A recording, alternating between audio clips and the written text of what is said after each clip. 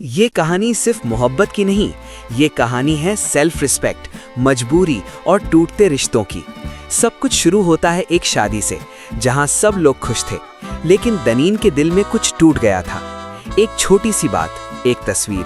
जब दनीन ने एक अजनबी लड़के के साथ तस्वीर खिंचवाई और सुबुक से सिर्फ एक सिंपल सी रिक्वेस्ट की कि वो भी उसके साथ एक फोटो ले ले, लेकिन सुबुक ने मना कर दिया। यही वो लम्हा था जहां से दूरियां शुरू हो गईं। सुबुक के लिए ये सिर्फ एक तस्वीर नहीं थी, ये उसकी इज्जत और अहमियत का सवाल बन गया। और फिर दनीन ने धीरे धीरे सुबुक के घर आना बंद कर दिया।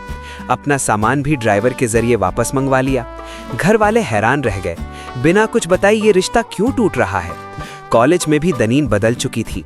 जब सुबुक की बहन ने पूछा कि क्या हुआ, तो दनीन का सिर्फ एक जवाब था, जिंदगी में कुछ तब्दीलियां जरूरी होती हैं, खासकर जब बात सेल्फ रिस्पेक्ट की हो।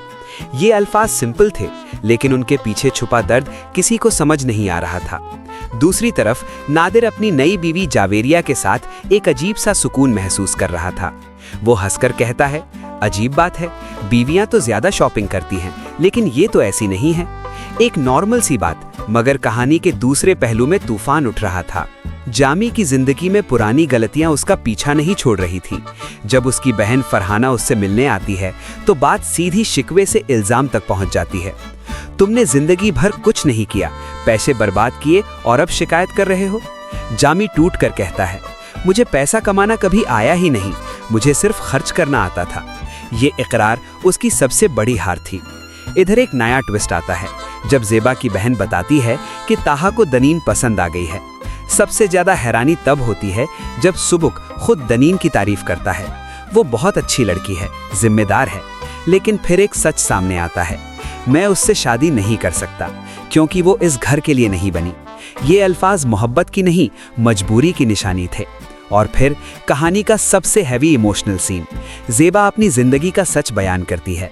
मैं जामी को कम कमाने पर ब्लेम नहीं करती, लेकिन वो कभी मेरी जिम्मेदारी नहीं उठा सका। वो ना अच्छा शौहर बना, ना अच्छा बाप। 24 साल की शादी और अब कोर्ट का फैसला करीब। वकील कहती है, इतने सालों बाद सिर्फ कफालत न करना तलाक की वजह नहीं बन सकती। लेकिन सवाल ये है, क्या सिर्फ पैसा ही रिश्तों को जोड़कर रखता है, या फिर इज्जत, एहसास और जिम्मेदारी भी जरूरी होती है? क्या दनीन का ये फैसला सही था? क्या सुबुक अपनी मोहब्बत भूल पाएगा? और क्या ज़ेबा 24 साल पुराना रिश्ता तोड़ देगी, या फिर सब कुछ देर होने से पहले बदल जाएगा? अगर आपको ये कहानी पसंद आई हो तो वीडियो को लाइक करें और चैनल को सब्सक्राइब करना बिल्कुल ना भूलें, क्योंकि ऐसी ही इमोशनल और सस्पेंस से भरी स्टोरीज हम आपके लिए लाते रहते हैं।